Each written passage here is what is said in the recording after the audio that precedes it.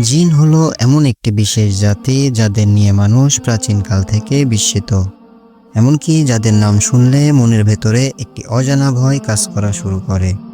দর্শক জানলে অবাক হবেন যে এই জিনরাই একসময় মানুষকে দেখলে ভয় পেত। মানুষের হাত থেকে বাঁচার জন্য লোকালয় ছেড়ে পাহাড় পর্বতের গুহায় আশ্রয় নিত। মানুষ যখন পাহাড় পর্বতে আরোহণ করত, জিনরা তখন তাদের দেখে পালিয়ে যেত। কিন্তু এই দৃশ্যপট একসময় পাল্টে যায়।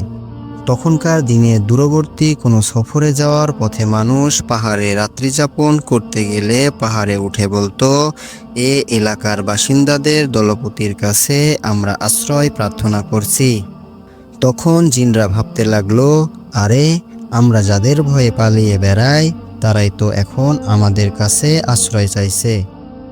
এরপর থেকে জিনরা আস্তে আস্তে মানুষের কাছে আসতে শুরু করলো এবং তাদের মস্তিষ্ক বিকৃত ও পাগলামিতে জড়িয়ে ফেলতে লাগলো।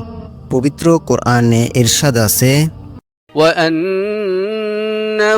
كَانَ رِجَالٌ مِّنَ الْإِنسِ يَعُوذُونَ بِرِجَالٍ مِّنَ الْجِنِّ فَزَادُوهُمْ رَهَقًا। আর নিশ্চয় কতিপয় মানুষ কতিপয় জিনের আশ্রয় নিত, ফলে তারা তাদের অহংকার বাড়িয়ে দিয়েছিল। এই আয়াতের ব্যাখ্যায় কাতাদা রহমতুল্লাহ আলাইহি বলেন, মানুষ যখন আল্লাহকে বাদ দিয়ে জিনদের কাছে আশ্রয় চাওয়া শুরু করে, তখন থেকে জিনেদের সাহস বেড়ে গেল। কারণ তারা মনে করল মানুষ তাদের ভয় করে। সুতরাং তারা নানা প্রকারে মানুষকে ভয় দেখাতে, কষ্ট দিতে ও উৎপীড়ন করতে লাগলো। জিন মহান আল্লাহর এক আশ্চর্য সৃষ্টি।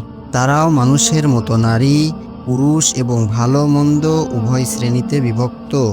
ভালো জিনগুলো আল্লাহকে স্রষ্টা আর নবীজি সাল্লাল্লাহু আলাইহি ওয়াসাল্লামকে শেষ নবী মেনে নিয়ে ইসলামের বিধান পরিপূর্ণভাবে মেনে চলে। আর যারা দুষ্টু প্রকৃতির জিন, তারাই মানুষের ক্ষতি করে। যেমন মানুষের মধ্যে ভালো মন্দ আছে, তেমনি জিনেদের মধ্যেও ভালো মন্দ আছে। কিছু খারাপ মানুষ এদের দিয়ে ব্ল্যাক ম্যাজিক বা কালো জাদু করে, মানুষের ক্ষতি করে। আর এসব কারণেই জিনেরা মানুষকে দেখে ভয় পাওয়া বন্ধ করে দেয়।